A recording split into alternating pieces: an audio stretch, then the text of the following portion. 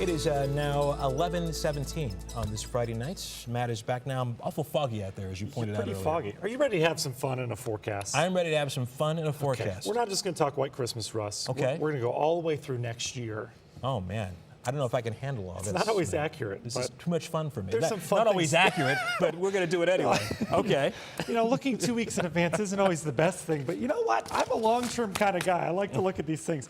All right, let's talk outside right now. We'll show you temperatures. That little number is not the wind chill. That's a dew point. That indicates when these two numbers marry each other or they're equal, you have 100% saturation of the air. I don't see any of that right now, exception being Chardon. That just popped on there in Ashtabula. Okay, there's a couple of them on there.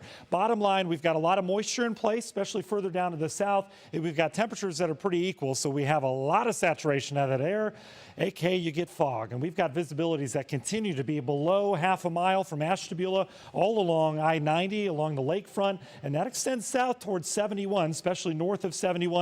South of there, we've got some warmer air, so it takes a little bit more moisture to saturate that air, and it's not happening. We do have some haze and some fog down towards Akron, Canton, but overall the impact's not nearly what they are up towards the north. All culprit here is this cold front. We've got a front kind of settled out, a couple areas of low pressure, and a big old slug of moisture that is northeast bound, and this will move in here over the next couple hours. You can see even some snow on the back side of that, kind of a harbinger of things to come here. So let's take you hour by hour through the night and through tomorrow. Once again, you can see decent rainfall tomorrow. I think we wake up tomorrow, it'll be raining almost everywhere. Should be a steady, even a heavy rain at times. And then we bring that colder air into the system.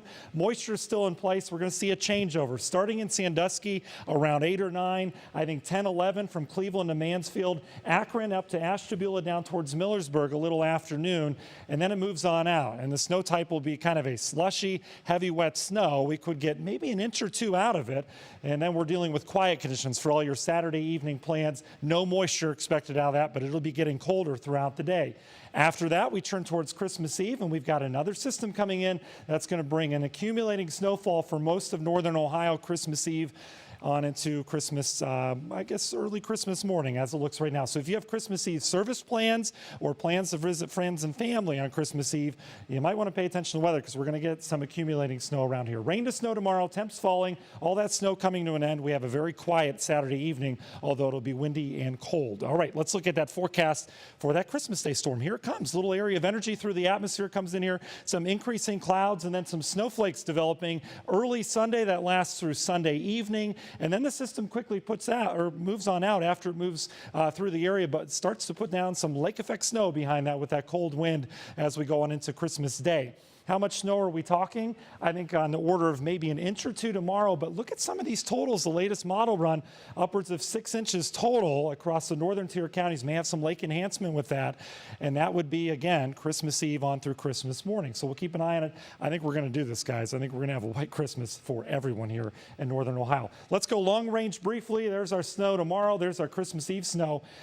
This is going to change, but look what it's forecasting for New Year's Eve. A monster storm heads up the East Coast. That puts down some serious snow. Bottom line, I think we are going to have some decent snow chances after we get through Christmas as well. Universal Windows Direct 7-day forecast. Yucky day tomorrow, changing to all snow as we go on into Sunday. Christmas looks cold, but then it gets colder behind that. Highs in the teens, lows in the single digits next week as the Arctic air is here to stay. Russ, was that fun?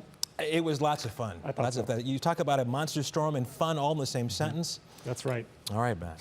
Thank you.